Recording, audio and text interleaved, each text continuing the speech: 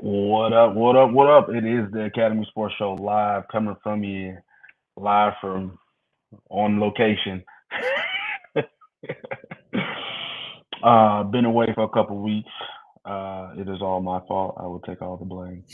But we are back. It is Monday. It is 7:30, and we are here live and in full effect. So make sure you send it to your group chat. Let them know your sports show's favorite sports show is back on, because we enjoy the people. So make sure you get into the chat. Make sure you say hello, as Joel says, so we can acknowledge you.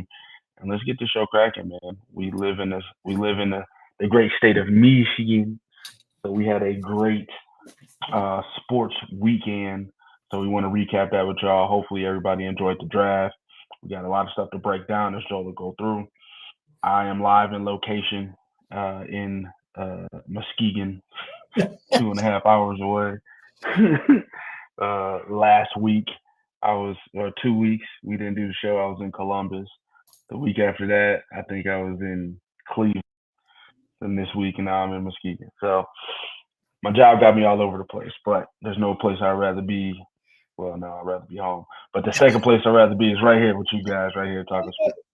I'm your host, Andre Douglas, and next to me is your host, Joel Williams.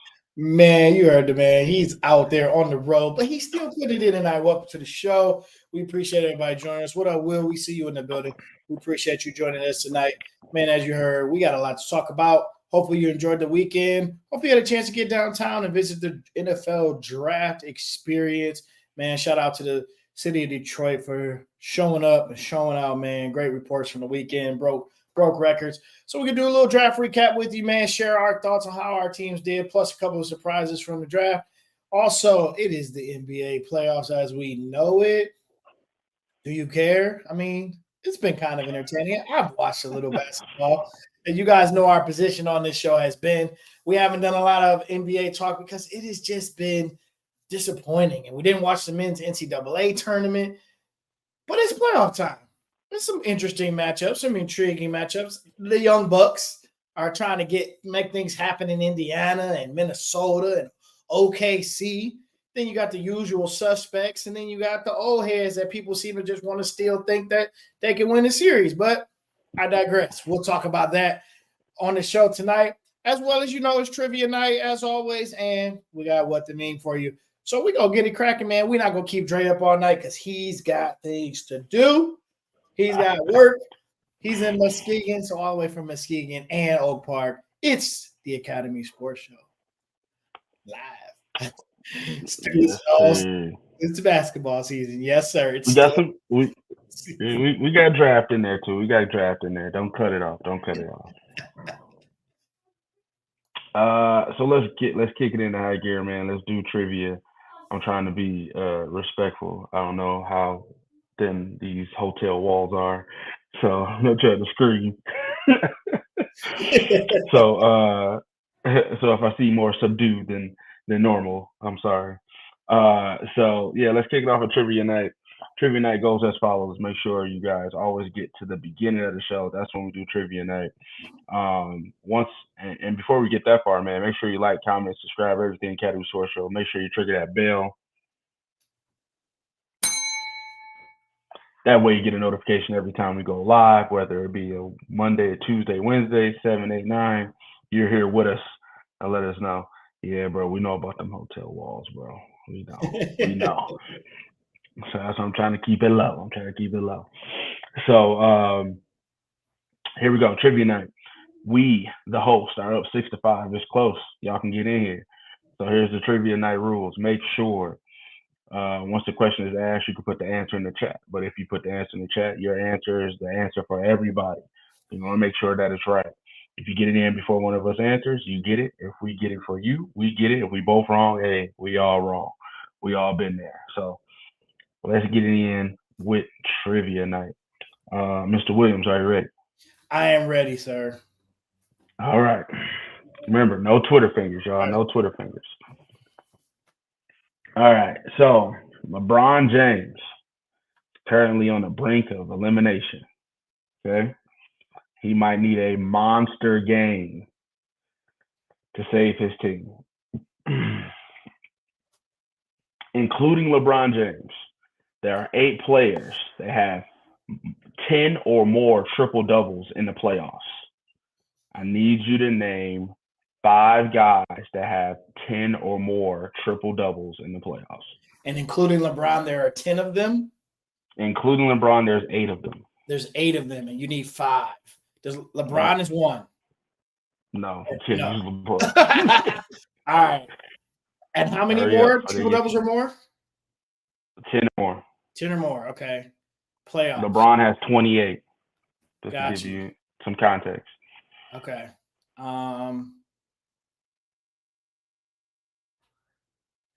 Let's go Luka, Joker, Russ. I feel like Russ has been in enough playoff games to have 10 triple doubles, considering he's an all-time triple double guy. Don't talk it out. Just say stuff where they snipe you. Oscar Robertson, Oscar Robertson, and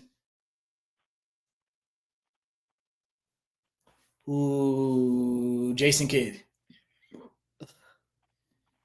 All right. Anybody you wanna? You got Luka, Joker, Russ, Oscar, Kidd. Yep. Anybody you wanna? While we wait.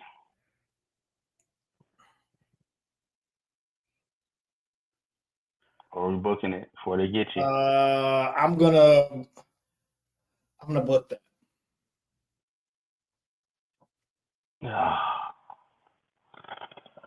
All right. I feel like, how could I leave him out? I'm not even gonna say who him is, but I'm gonna say him after the answer is given. But I feel like there's a. I answered first, by the way. I just want to say. Okay. I did. You did. I mean, you didn't enter it. I didn't press it. Yeah, I didn't press it. We've never said that that's the lock. Just check the video. My voice gave out words. My 5 before Stu came in. All right. So, you got a couple answers that popped up. Stu for the field. He commented for the field because he was the first one that put it in. Yeah. Westbrook, Kidd, Joker, Bird, Magic. Luka hasn't been in the playoffs enough. William said Green, Kidd, Joker, Magic, Westbrook. Green. Which Green is he referring to? Draymond? Draymond Green?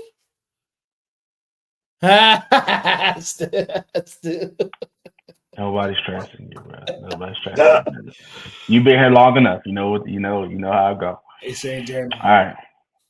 So you got Luka, Joker, Russ, Oscar, Kidd. Yeah. All right. So the question was, there are 8 players. 1, 2, 3, 4, 5, 6, 7, 8. Hold on. 1, 2, 3. Actually, there's 9. All right. 9 players. One of them is LeBron, so there was 8 left, and I needed to name 5. Yeah.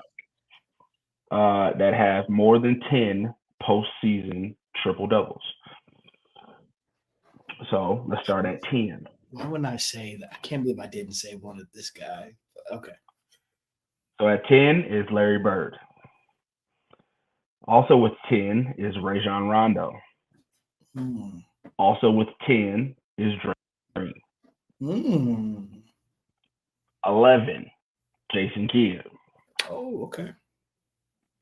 12, Russell Westbrook. Okay. 18, Nikola Jokic. Okay. 28, who was not eligible, LeBron James.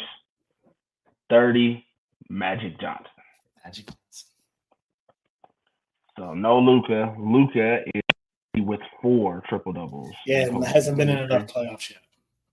That's right. So I wish I would have. I was when I saw that, I'm like, Magic. Why didn't I say Magic? The clock will get you because I definitely wanted to get my answer in before them. So Stu counts as the fields. He has Westbrook, Kidd, Jokic, Bird, Magic. That would be correct. So the field gets the point. William, you are also correct with Draymond, Kidd, Jokic, Magic, Westbrook. Scoreboard is up there, Leo. Y'all had a good draft, Leo. Y'all had a good draft.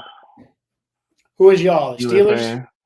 Steeler fan, y'all had a good draft. A bunch of Unfortunately. old linemen to protect your slow throwing quarterbacks. Unfortunately, we did have a good draft. Y'all had a good draft, man. Who else did y'all get? Was it that? Where did Roman go? Did Roman go to Pittsburgh? Yeah, Roman Wilson went to Pittsburgh. Yeah, I had a good draft. Yeah. I had 4 of the 6. I appreciate you keeping score. Thank you so much. So right now, trivia night as goes, the field and the host are tied. Stay tuned the next week to see if I'm in a different city if we do this again. We'll start playing Where's Dre? Let me navigate this from the laptop. Good whole off season. Ooh, he's feeling good. They're feeling good in Steeler country. What'd he say? He said they good whole off Yes, season. Feeling good. They got multiple starting quarterbacks. They just drafted. They got receivers. They got okay. They're feeling good in Pittsburgh. Feeling good in Pittsburgh. All right, we're gonna get to some draft stuff. Let's knock out some NBA stuff. All right. So next up, Team USA men's basketball roster has been set. I want you to give me your best starting 5 you want to see for this Olympic roster. Yes, sir, we were. Yes, we were. Yes, we were. You already know. Man. Give me your best starting 5. First of your all, Olympic starting 5. All right, another discussion for another day about how this team has the wrong player on it. But okay. My starting 5. Give me Steph at the point. Give me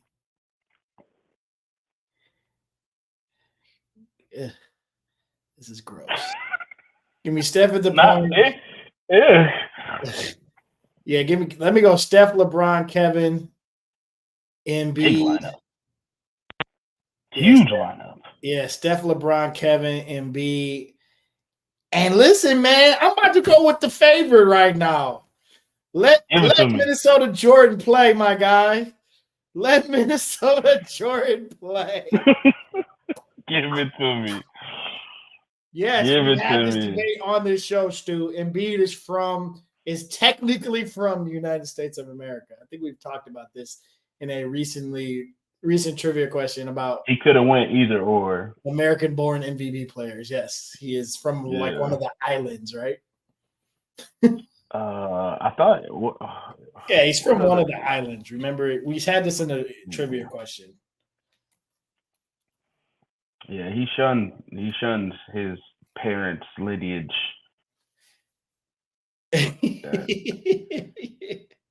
Yeah, he was born in Yaoundé, Cameroon. But there's something to that, right? Isn't there something? Isn't he also like American because of his like what do you do? Citizen. Maybe he's a citizen. I don't know. There's some citizenship thing. Cameroonian American.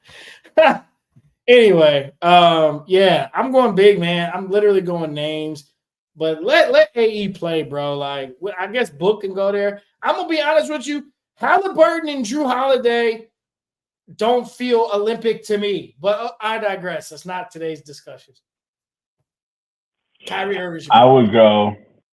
Ooh, I would go. And Kyrie's had a nice little resurgence in career. Yes. I would definitely say Steph and Minnesota Jordan are your guards. The way he just did D-Book and Kevin, they wouldn't argue with you. I would say Steph and Ant there. You gotta pull LeBron at the 3. I mean, even though JT might be sneaking up on him on this all-star roster, you gotta pull LeBron at the 3. Kawhi at the 4. Oh God, is he even gonna play? He's hurt. Kawhi at the 4 and Embiid at the 5. How can Kawhi be on the USA team and he can't even put in a full season with his regular team? How? He played a lot of games this year. Okay, stop doing that to that man.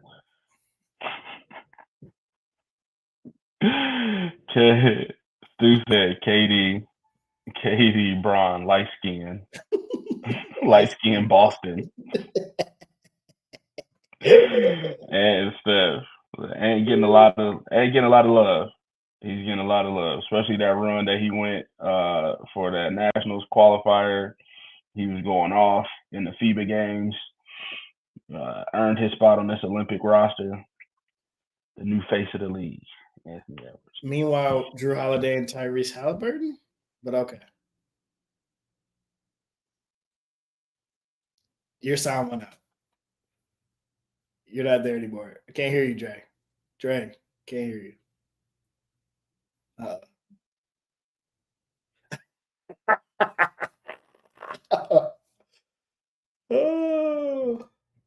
Kawhi's only going to play 10 games load management.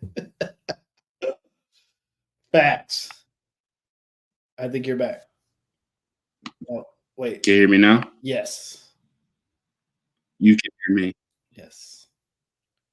Okay, cool. All right. Kawhi's only going to play 5 to 10 games load management. In the Olympics? That's messed up. Why is it okay? Why is he on the team?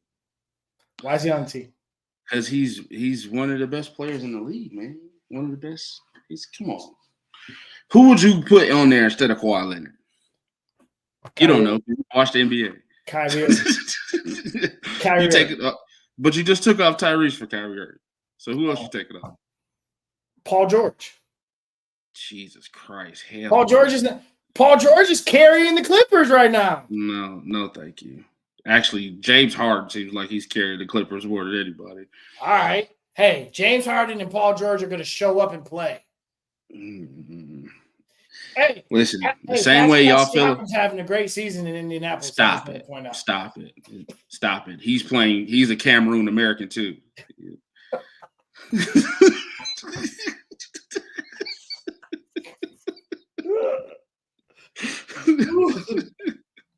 Stop it. Stu, Paul George. Stop it. Stu agrees with me, Paul George. All right, let's get through some of these, okay. man. So all right, we didn't plan on having that discussion. I understand. All right. Actually, damn, I got to grab my charger. This laptop dying fast. All right. Look at this. Wow. You're trolling. Yeah, official troll. Wow. All right. Here, go through some of these, and then I'm gonna come back because I gotta charge this. Oh, gotcha. Okay, let's talk. All right, let's talk NBA playoffs. Y'all know we're not watching it, but we kind of are. I'm gonna just say this. I've actually watched a couple games. I have. I've watched some of the. Well, being a Cleveland fan, I've watched the Cavaliers Magic games. Even though, like, I actually knew that this series was going to be 2-2 just because the Cavaliers are being themselves. The Magic are young, and, of course, they played well at home. But that's that series. I have not watched Bucks and Pacers. I mean, be honest with you, like, Giannis is down. Dame is down. It is what it is. Knicks and 76ers has been interesting. I haven't watched any of that. But that's been an interesting series just from a back-and-forth standpoint, 2 evenly matched teams. Thunder and Pelicans, womp womp. Although I will say this, I didn't know the Thunder had all these dudes on their team. Like, they got a bunch of guys you've never heard of, but they're balling. So they're a true 1 seed, and SGA is legit. The 4-5, the Clippers Mavericks, it's just a case of who's going to play defense that night. So Kyrie is doing his thing. I just want to point that out. Like, Kyrie's having an excellent series, but that's really the case of who's going to show up and actually play some semblance of defense. And then Nuggets Lakers should have been over a couple of nights ago. I believe that's on tonight at 10. It should be over tonight. Yep. That's y'all king, though. I just want to point that out. That's y'all king. Okay? Yep. Your king quit before he got to his 21st season, so it didn't matter. Exactly. That's all y'all running on right now. He quit. Because your king still does a lot of screaming and jumping up and down. I just want to point that out. That's y'all king. Your king quit. He should let it go, man. Your king got his dad killed. That's like now. I see you're that angry now. You resorted to really going far with the comebacks now. I'm Like, just saying. that's not even You're, a proven thing. We're not that show. Like you're saying things. I'm saying things. Come on, but That's I'm pointing out that's facts. where we go. I mean, some people will say those are facts too, right? Yeah, there's not a lot of proof on that. Yeah. I mean, Are you enjoying? I just want to know. Speculative. This is your GOAT. I just thank you. There's definitely red flags there. Are you enjoying? Hold on. Time out. Stu giving me a red flag. I mean, come on. Like he got his Stu's dad giving killed. me a red flag. Is this where we now? You talk about a shift in the dynamic. Stu's giving me a red flag. I don't accept that at all. I think next week, no matter where we are, we got to bring. Okay, so I'm gonna let Derek know. We got to bring Derek on the show. He's been one of our listeners. He wants to get in. I think this is up for a discussion, and not even a like a literal let's really talk it through. Are you enjoying him? Like he's your GOAT. He is the GOAT of a lot of people's GOAT debate. It does not tarnish him at all. Like, are y'all really going to ride with, yeah, this is 20 years and look what he's still doing? Like, the fact that his team is a play-in team and all of these things, and the fact that they're losing the way they're losing, that doesn't tarnish him at all? Did anybody think they would actually beat Denver? Is Denver not the number 1 seed? Are they not the reigning champions? Let's take out your ability to be reasonable. I'm talking about the people that argue in the GOAT debate. There are people who really look at this and go, LeBron is going to carry this team and they're going to win, and because he's the GOAT. Like nobody thinks that. Nobody thought these Lakers are winning these NBA finals. Nobody. People were talking about how about they lose just so they can avoid the Nuggets in the play-in so they can play somebody else. Nobody actually thought they were going to beat the Nuggets. This team has so many different deficiencies. That's the conversation we're having about your GOAT. Okay. And that's totally fine because there is no comparison because your GOAT quit before his team got a chance to go through any transition. How does the coach was leaving? The coach was leaving. The GM was leaving. I'm leaving, so my team is not going to be the same, so I quit. It's not even how the story really goes. It is. I watched it. You watched it. We all seen it. Everybody's leaving, so I'm quitting. Reinsdorf broke up that team. So I'm quitting. That team. Wait, Mike still scored 40 with the Wizards, bro. What you talking about? But he quit first, correct? He retired. He quit first. Oh, okay. Things are not going to be the same, so I quit. I'm not going to go through a rebuild. I'm not going to try out a new coach. You're not resigning Scottie. The NBA of then, though. Okay. The NBA of then was the team was being broken up. And I'm not going to I'm not going to press reset. There wasn't a reset that happened. He wasn't we never got to see Michael go through a reset. No. We never got to see Michael go through with a new coach. We never got to see Michael go through with a new GM. So how could you compare apples to apples when he quit before he got a chance to go through that? Oh, he didn't quit, and this. I was just wondering. It was worth the discussion. I figured maybe invite a third party onto the show and have the discussion. I was just wondering. It seems that LeBron gets a pass on everything. Everything. No, LeBron. His team's horrible. But he's been playing 20 years. His team's horrible. Killed for everything. You're currently killing him for everything. So where's the pass? I'm not killing him for everything. Where's the pass? Have you watched these telecasts? They literally praise this man for making a jump shot. Like, oh my God, he's 40 years old. He could shoot. He could still shoot. Like, you're killing him. His team is like, they're bad. Correct. So how is that his fault? Because the goats don't let their teams get bad. But you have no comparison because you never gave your GOAT a chance to be on a bad team. Comparison. The 2 years he didn't There's no comparison. His team did not win a championship. Your GOAT left before he had a chance to go through a rebuild. So how can you compare? All right. He had a championship team, and in the face of it getting broken up, he left before he had a chance to do any rebuild. Yeah, all right. That's the way you're swaying it there. I like that. He had a championship team and he broke it up. And he left before it got he left. That's not the league of 1998, but okay. But that's what happened though, correct? Is that what happened? That's not what happened. Oh, what do you think happened? The way the way you slant that story in favor is interesting, but okay. Back to the NBA playoffs. There was just a question that I think we should pose for future conversation. If we're going to stand on that's how the story was told, that's interesting. Stu says the NBA was not the same when Jordan quit. You actually had players like Oakley, Mason, Ewing, and still haired Dennis Rodman and other players in the league following you hard as hell. Okay, interesting. So you named Oakley and Anthony Mason, who had zero skill set, versus the guys that LeBron's going against right now. Who cares if you get fouled hard going to the rim? Every team has three guys that are 5-tool players. How about LeBron runs a gauntlet of competitive teams rather than goons that can throw you on the floor? Man, would you rather go against Anthony Mason or Joel Embiid? Which one would you rather go against? Listen. Okay. Is it your position? Charles Oakley? Is it your position that defense is played better now or then? What's your position? Was it defense or was it I'm gonna throw you on the ground and punch you in the face? No. Because that's what he's talking about. No, that's what he's talking about. There's factual support that we know the game has been changed and altered for a certain demographic and in a certain way. So I will pose the question. Is it harder to play defense now or was it harder to play it then? Who went against better defenses? Who went against better players? Okay. So we're not going to answer questions just to hold our argument?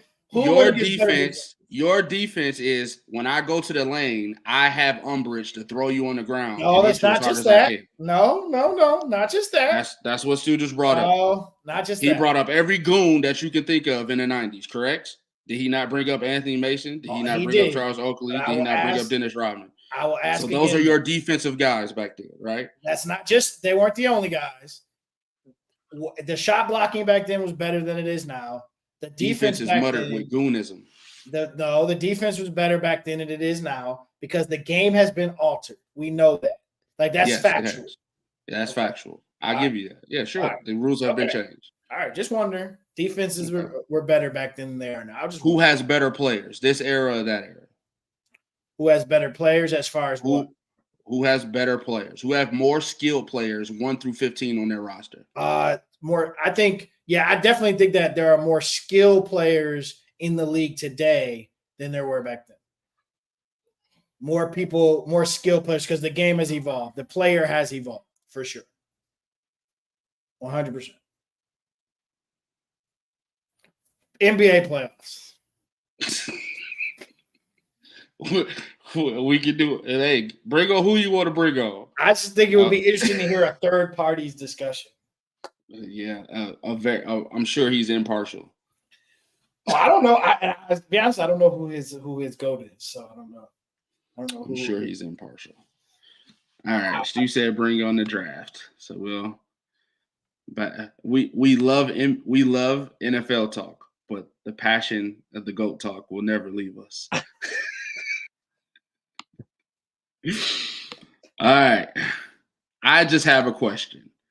As a person looking on the outside in, I am not going to answer this question. And, of course, Green Bay included. After this week's draft, sir, who are the biggest threat to my Lions in my division? The new-look Bears, the new-look Minnesota Vikings, or the current Green Bay Packers?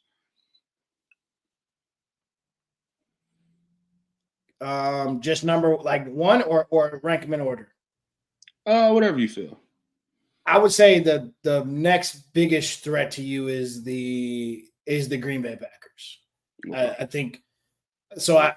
I love this looks great, and what we know of these guys in their college career does make this look enticing.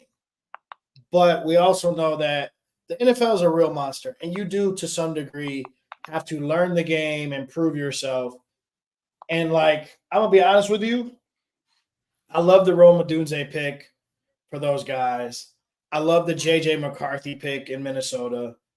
I told you my thoughts on Caleb Williams. To me, I wasn't even sold on him being the number one.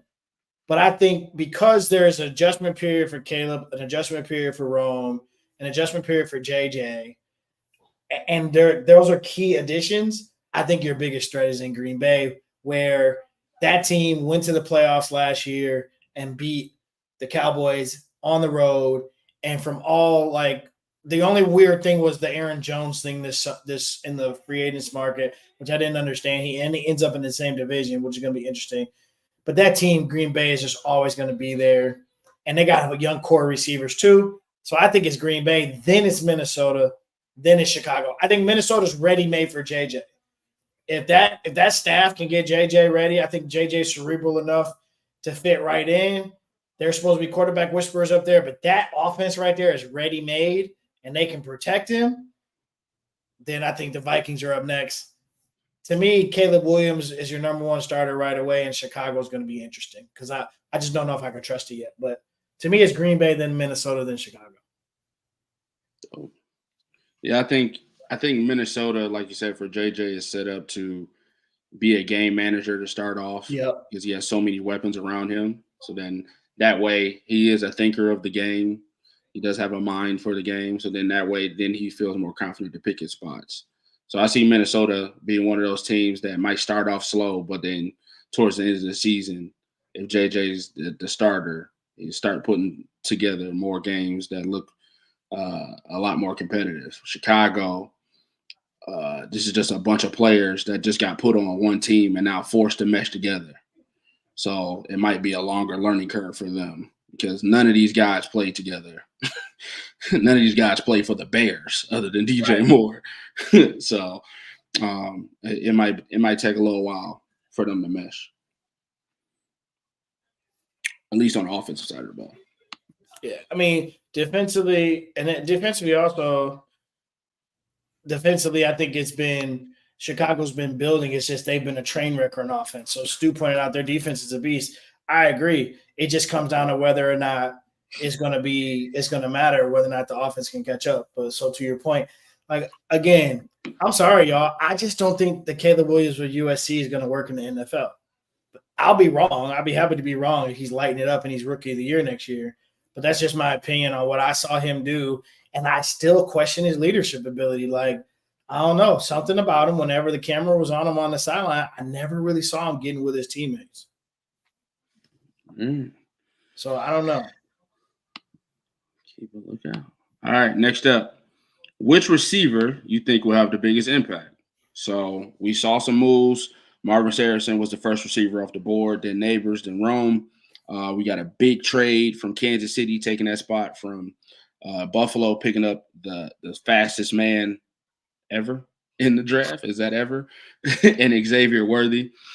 And then, the Panthers got the big guy, Xavier. I got a deep Southern accent, Leggett. Oh, yeah. Which one of these receivers do you think have the biggest impact moving forward? Pete? This is interesting because the first thing I think about is like Odunze and Neighbors. Like those guys just kind of have it all to me. Like just kind of the every tool. They got size, they got speed. But to me, man, I really think the guy that's gonna have the biggest impact, and it'll be because of his quarterback. I think it's gonna be Xavier Worthy. I think that's gonna be interesting. They got him, they got Hollywood. I mean, dang, bro. Like, I think because of the quarterback and because of the scheme, and because Andy Reid is going to come up with something that's just for that kid to get the ball in his hands and let him run. I honestly think he's got the biggest upside because he's going somewhere where his quarterback's going to be, his quarterback's top notch, his best quarterback in the game. A lot of these guys, they go to these teams, but they're going there sometimes with a rookie quarterback. So it's all transition that has to happen. But, Another guy stands out is Marvin. Kyler Murray coming back full strength. Does that help Marvin? I think that'll be interesting. But to me, Xavier Worthy stands out because he gets to play with some people argue is about to be the greatest to ever do it at quarterback. Nice.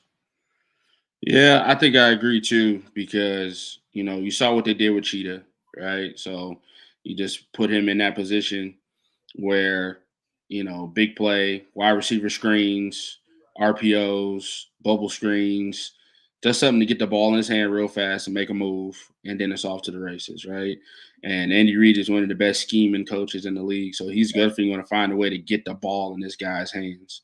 So I do think Xavier Worthy just off rip, like you said, from franchise to quarterback to coach, has the best potential to be the most maybe productive guy on this list starting off. Marvin Harrison Jr. is probably the most 5-tool receiver here, but is like you said, is Kyler Murray really going to give him the ball like that? Like we saw him and DeAndre together, it was a good mix. Yeah, so that's what I'm thinking. If it's like go get it, then I get it. But Marvin's never. Marvin is he a go get it ball kind of guy right now in the league? I don't know. So we'll see. But go ahead. I'm sorry. I want to see what Neighbors does too, because they say he has all the attributes of Marvin Harrison plus being fast.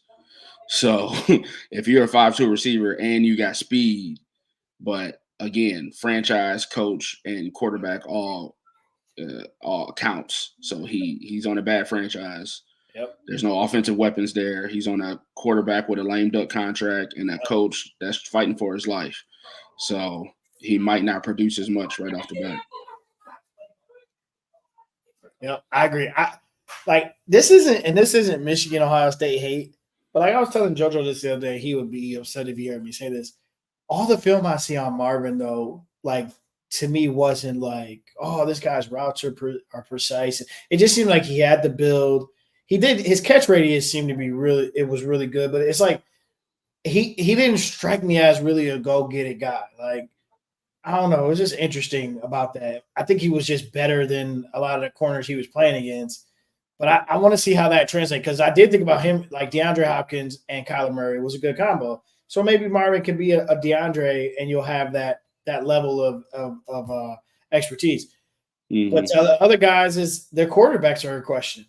Like Leggett, okay, but your quarterback is Bryce, and he can barely see over the offensive line. I'm sorry, Bryce, I need to do that to you. But I mean, Thomas, I get it, Jaguars, but same thing. Like, okay, yeah, I know Sunshine's down there, but it's like when you think about quarterbacks, I think Worthy first, and then I think established quarterback is going to be Kyler Murray with Harrison. But to your point, to me, it's the Pat Mahomes effect with the scheme. Yeah, I think Rome might be out of position too, because if he's probably been playing the X his whole career, now you're gonna have to play a Y. Seeing that DJ Moore's there, you slip Allen in the slot, and that's probably out of his position as well, because he's been in X his whole career as well. Moved to the Y once Mike Williams came, so the Bears are gonna have to figure a lot of stuff out. I think Stu said that they think they'll be relying on the run game a lot more. So I don't see Odunze making a huge impact on a week-to-week basis, especially with a rookie quarterback. So, but I do think he's a great prospect. I think he's going to be one of those guys 2-3 years down the line that we talk about. Marvin, to your credit, I think we see Marvin route up DBs that were lesser than him. If you've been putting in this route tree since you were yay tall because your dad is in the NFL, you know how to route up and dissect certain corners. But now every corner is like that in the NFL. So can you route up those corners like that? And then at the point of attack, can you go get it? Like a nuke. Can you go get that ball from these DBs like that? So that's what we're going to see. If he can do that, then he'll pan out. But if he's all finesse, then he got a lot. These DBs are going to put that work in on him. Hey man, remember what the DBs in Michigan said? They said, "Hey man, we see you wearing all that Gucci, but when it's time to line up, you ain't really about it." Ain't really about it. We gonna see. So what's Arizona? That's AFC West, right? So that's Rams. So you're gonna be seeing Tre'Davious White. Who else is in the AFC West? Oh yeah, he's got Rams. He got Seahawks. Seahawks, yeah. Yep, you got Rams, So Seahawks, 49ers. You got to deal yeah, with them every year. you got corners. Yeah. You got corners. Yeah. 2 times a year. For sure. So yeah, we're gonna see what he got. Yeah, I don't see Brian Thomas either because like I said, Trevor's a good quarterback, but also they lost their number one receiver from last year, Ridley. So now you're slotted yourself in the number one receiver role and really didn't really get off like that. Right. You know, so I think Stu, that was your guy that you were trying to get rid of in fantasy last year.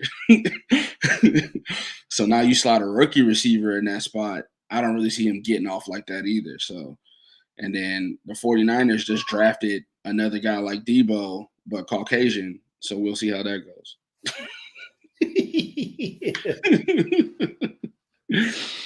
All right. So we move on from the wide receivers, and then let's talk about the quarterbacks.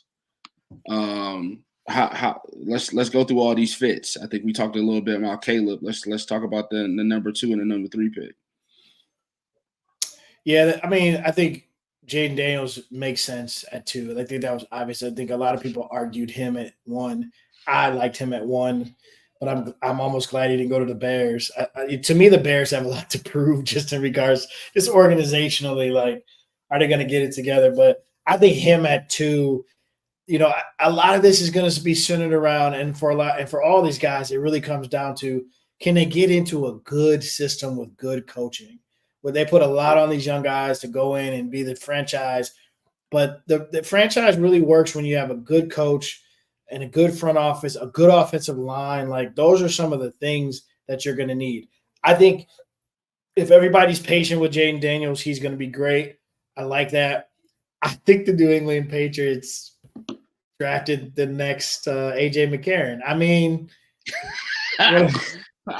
what are we doing here? Like, I don't know how this. I mean, okay, I do understand why they made the pick. You could argue that JJ could have went here. I just don't see. To me, Drake May is another guy out of North Carolina in the ACC that's going to fizzle out. Just another Mitch Trubisky. Like, really? We'll see. You are spawning on some real mid quarterbacks right now. Yeah. Yeah. I'm just not.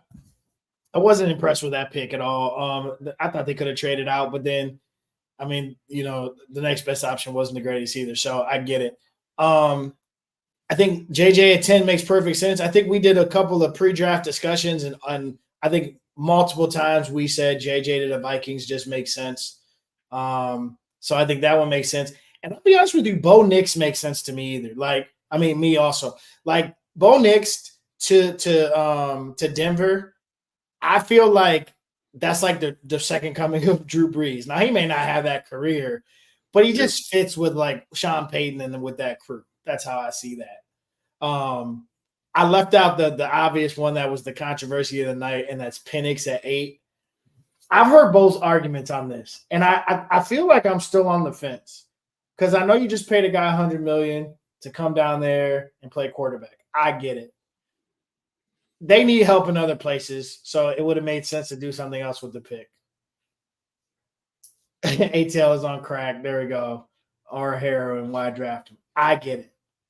But I also heard this argument too, which the person I heard it from, it was on ESPN. I thought it was a good argument.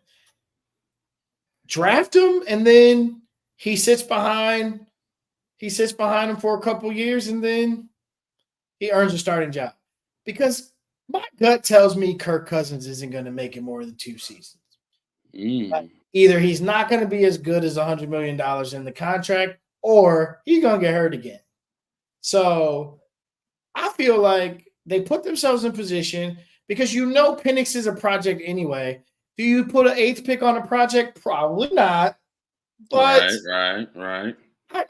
I can see the sense to it and getting him now and then saying, all right, we're set for not just for the next 2 to 3 years of this guaranteed contract, which I think he ended up getting 4 years, but we've got our quarterback of the future. I don't think he sits for 4 years. Kirk Cousins, to me, doesn't make it through year 2 of this contract. That's just my opinion. I think Kirk Cousins is hurt and Penix is playing by year 2 of his contract. If Penix sits the bench this year, Kirk Cousins better have a damn good season, though, because if he doesn't, it's going to be people saying, play Penix now, play Penix now. So that's just my stance on it. So I'm still on the fence with it. All right. Let's see. Drew says, I think Atlanta will made the best move by drafting Penix Jr. Kirk Cousins probably get hurt this year and will be going next year. Kind of the sentiments that you said within 1 year or 2 years. I don't know, because I was on the fence as well of I thought Atlanta was going all in. You know, you had a nice offense. Offensive weapons. You get the quarterback, you pay him a bunch of money, and to try to help you win the division this year. And then you got plenty of defensive pieces on the board as you sit there at 8 to help establish your move forward to win the division this year. But then you draft for the future. So are you shooting for the future or are you trying to win now? So that was the confusing part. A lot of people either go all in or they just gather pieces for the future. So it was confusing to see them try to do both at the same time. Now, if it works out, it works out. Hey, but Penix is an older quarterback. He does have a bunch of injury history. So sitting down and learning does help him moving forward. But let's say Kirk Cousins does do well year 2, and then he does well year 3. Now you put yourself in a paradox. True. Do you cut a quarterback that's been doing well for you for 3 years to put and now you got a quarterback that's coming up on his 5th year option and you never seen him throw a ball that you wasted the 8th draft pick on? So a lot of things has to go the way that you all are scripting it for this to make sense. Yeah. So Kirk have a good year, so year 2, enough to cut him, enough to eat the money, and to start Penix at 8. So those things have to go correctly to make this be a good draft pick instead of just getting somebody that can help your team right now win football games. Yeah. Stu said, why is JJ's more of a project over why is Penix a project? JJ's more of a project. So here's why I don't think so. Here's where I would disagree with you, Stu. So if you compare who's more of a project between JJ and Penix, I think Penix is more of a project. And I'll tell you what game exposed Penix. The national championship game. The national championship game exposed Michael Penix. And I'm going to tell you why. That defense for Michigan, no homer here, right? Like this is just if you look at the film and look at the film for that defense all season long, that was an NFL defense. Michigan had 13 players drafted this year in the draft, most this year. A lot of defensive guys went or got signed after the draft was over. That was an NFL-style defense. That was a show you one picture prior to the snap, show you another picture post-snap. Michael Penix, they had his number during that game. He's more of a project to me because the offenses he played in are just pretty much go-ball offenses. Over-the-top routes, a lot of long routes, a lot of long developing routes. He had a go-getter in Rome Odunze. He had some slot guys that he could throw to. That offense was unreal. But it was also a college offense that saw defenses a certain way.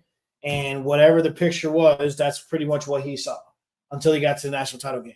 JJ's been playing in a pro-style offense that has to play against a defense that's showing you more than one picture. And I think him going up to Minnesota and basically going into an offense that's going to give him the answers pre and pro snap, I just think he's more ready to play right now.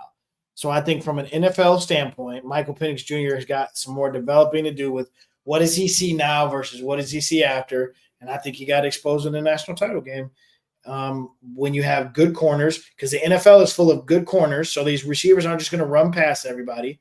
And you got to have some protection in the NFL, or you're not just going to be able to stand back there and make these unbelievable throws all the time that you make in college. So I think that's why Penix, to me, at 8, when you already have a $100 million quarterback in the barn, I see why people are upset. JJ at 10, he's a plug and play. This seems like it makes sense. What JJ did in college is what they're going to ask him to do in Minnesota. That's all they're going to ask him to do. Yeah, read and react. Know your reads. Yep. Like you said, Penix, his offense was longer route combinations, go balls, deep shots.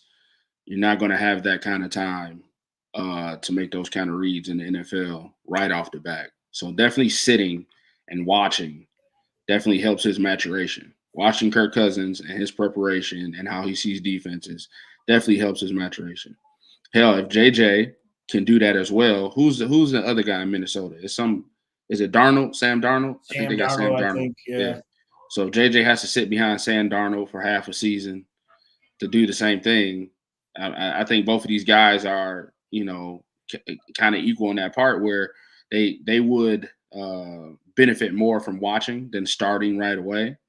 But from the simple fact of, like you said, JJ have seen pro-style offenses and defenses in practice, because you got to think he went against that terrific defense that Michael went against every week in practice. Yeah. And seeing those schemes and how those things evolve gives him the upper hand. Yeah, and you're right, Stu. Like, none of these guys, right? Like, all these guys are a project. The reality of it is all 6 of these guys are a project. None of them are taking an NFL start. They're all a project. I mean, I could argue that Jayden Daniels should have been the number 1 pick because he played against defenses in the SEC and not defenses in the Pac-12, formerly known as the Pac-12, which, by the way, there wasn't many defenses out there. Every weekend, Caleb Williams played games that they either won or lost 65-61. He was throwing 6 touchdowns and 3 interceptions. I mean, there was no defense in the Pac-12. So, honestly, all of these guys are projects.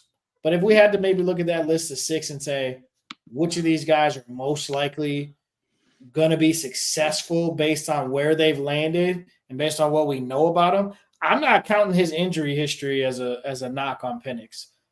The guy's come back from all the injuries. He's made the throws. He's done his thing. I'm not really there on that. But from your comparison of asking Penix versus JJ, I think JJ's more ready right now to plug in and play because he played in a pro-style offense. I think Jayden Daniels is another one based on the film that's more ready.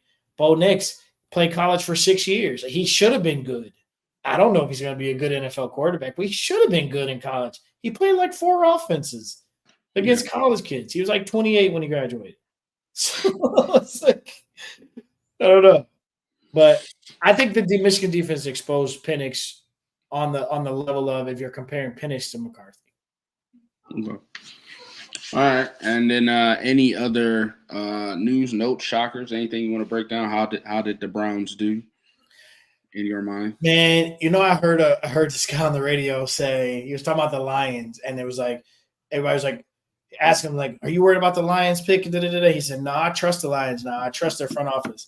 And that's what the draft has become for the Lions, who made some very good picks in this draft. And I feel the same way about my Browns. Like, I trust my front office.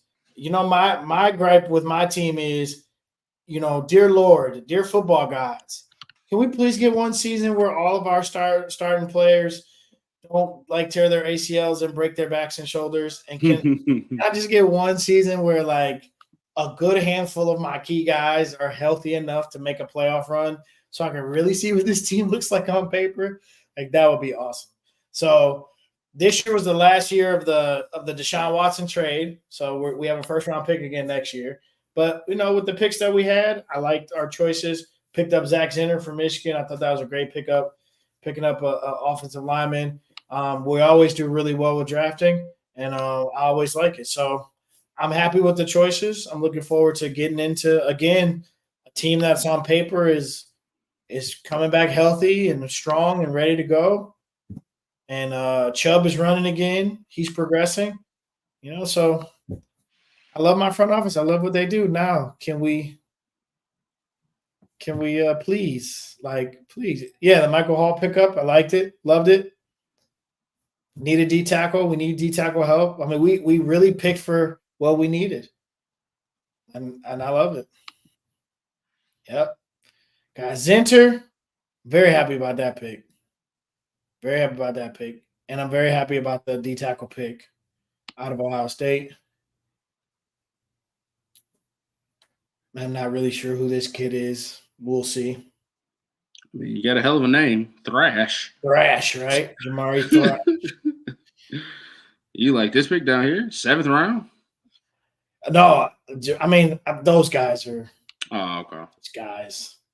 All You right. get down there, just guys. We picked it. We're picking when you get to the point of where you're a franchise that's picking for need. I love it. Y'all started off in the trenches. Yep. I think this was a great pick for you guys. Yeah, I think going into this draft defensively, our opportunities were definitely DB and linebacker. Yep. And they definitely, I mean, trading up to get some would say the best corner in the draft. We didn't have to go number 2 and pick a corner from Ohio State. There you go. It took our time. Let the board fill out how they wanted it, and then picked up what some would say would be the best corner in the draft, shoring up a spot that we desperately need.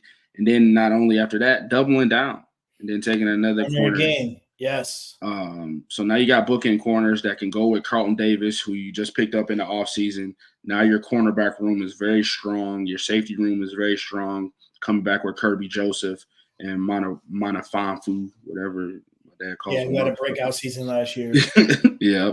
And then also we got the safety that we picked up from the Raiders. So that DB room is looking real good right now, and it definitely looks to be a strength on the defense instead of a weakness. So, I mean, I love these comparisons. If he's compared to Devon Witherspoon, that means he's aggressive at the point of catch for the ball. He's fast. And if he's being compared to Tre'Davious White, just being a zone stalker and a guy who shuts down anything, a ball hawk that shuts down anything in his zone, I love those comparisons. Those are the 2 guys that we got. Then definitely you shore up the trenches with another offensive lineman because, again, Ragnow, Decker, these guys are getting older, and we saw them get hurt last season quite a bit, especially Ragnow. So now you get some O-line depth with a tackle and a guard that you can rotate in. This guy right here, I don't know. Man. I know it's funny. Stu said it before. I was gonna say it. Him and Wingo to me might be 2. Those might be 2 of your best late round picks in the history of your drafting. Like both of these kids are players. Like kids out of Utah are players. That program has been known to put out a really good stock of players. And then that kid Wingo from LSU, that kid was a top-notch player as well on that defense. I like both of those picks for you guys. Can I get that too? There it is. Okay. Yep, I like both of those picks for both of y'all. Because when she announced it, she said running back. I was like, running back? See, he played a little running back. So, like, if this guy if he turns out to be like another Brian Branch, I'll take it. You know what I'm saying? Like a physical safety that can play in the box, nickel safety that can come in and make big hits, and a special teams guy that can come in with Reeves Maben and shore up the special teams. I would enjoy that as well. And then D tackle, you can never have too many D tackle helps out there. We just signed DJ Reader, which is a huge pickup. Great block shed defensive tackle in the middle there. So if this guy can enter that rotation, that will help us a lot as well. Because remember, back when we were good before, but not as good as now, but when we were in 8 and 10 games a year, our defensive line was the strength with Sue and Fairley and the rotation of guys that we had there. So I want to get back to those days where we can restart rotating defensive linemen and see who exactly pairs well with Aiden Hutchinson, so we can get this guy more sacks and more pressures, because he's definitely got the highest motor on the defensive line. So I like our draft. I was in one of the group chats, and one of my boys asked me, he was like, Dre, we're going to get a reaction this year? We're going to get your patented Lions draft reaction? I said, no, bro, this is the first year that I'm just going to let them cook. Like, whatever they get, I'm going to be happy with. Trust your front office. This is the first year that I trust my front office. This is the first year I'm not going to nitpick. I'm not going to say, why did you pick him here? Why did you do this? You had another better prospect on the board. I didn't do that this year. I said, I'm going to let him cook, and I'm going to enjoy this draft and let the chips fall where they may. And he did exactly what I thought he was going to do. He got players that's going to add to this team. So it's a very good feeling to know that your front office has a plan and knows how to execute it and did what they had to do. It is. Now we can just see it happen on the field. You'll be good to go. Yep. You're right, Stu. The AFC Central is hella scary. Oh, God. Yeah, all our divisions got better. I can't wait for the division breakdown when we get back into the swing of football. I enjoyed the draft. I appreciate them coming to the city of Detroit, giving us something to do. It was a great look. Hopefully, y'all got out as well to go enjoy the draft and see the festivities. So what we got next in NBA playoffs for the rest of the summer. So and the WNBA starts soon as well. Oh, thank God. Yes. WNBA starts soon. We can get it. Okay. All right. So we got something. And then Juju's gearing up. I'm waiting for USC basketball. Yeah. Did you see that? She got that 4 from oh yeah, Stanford. Now she got the PG. Yeah. Let's it's about to be fun. Remember, I was telling you, I was like, Juju got to leave because this team don't look too good. But they coming to her. If you're a baller, they will come. They got like the number 1 recruit in the lane last year, and they're coming in this year. They're going to be smart. Hey, South Carolina looking tasty again, and so is USC. This is going to be fun. Yes. So I look forward to it. Any other news and notes you got, man? Man, that's pretty much it, man. It's softball season. Michaela's playing softball. That's the fun of it. Their season started today, and it rained on us, but they were up 6-2 before it started raining. So, looking forward to that. So, back to busy life as you know it. Yeah, well, listen, that Gibbs pick took me. So, foot in the mouth. That Gibbs pick, that took us all, and now he's – yeah, we know how that turned out. I still don't like Jack Campbell. But we'll see. I still don't like the inside linebacker in the second round. That's the only pick. There was other guys on the board. Yeah, that's the only pick that didn't pan last year. Yeah, those last 2 linebackers, Malcolm Rodriguez and Jack Campbell, have not working out for us. They made Malcolm Rodriguez a fullback. So we definitely next focus is linebacker because in most NFL rooms, Anzalone is not a starting outside linebacker. But for us, it works. So I think linebacker room is the next room that we have to upgrade moving forward. But shout out Penei Sewell, highest paid offensive lineman. Shout out Amon-Ra St. Brown, huge contract. They are paying the pillars and trusting the draft. So it looks like that's the route that we're going to have to go with the Lions. Your offense is running it back. Let's see what your defense can do. Exactly. I don't think Campbell's coming around, bro. I don't. It's got to be this year. It's got to be this year because he's still playing behind Barnett. Like, you can't be the second overall pick still playing behind a journeyman linebacker. Like, you need to take that spot. So if he's not number 1 on the depth chart when we start the season, it don't look good. It don't look good. So we'll see. All right. On behalf of myself, Andre Douglas, Joel Williams. Have a great weekend and week, and enjoy your NBA playoffs because that's all we have to talk about now until WNBA season starts. And next week we'll be coming to you from Oak Park and wherever Dre is next week. Whatever city they send me to. So happy for this job. Man, peace out, everybody. See you.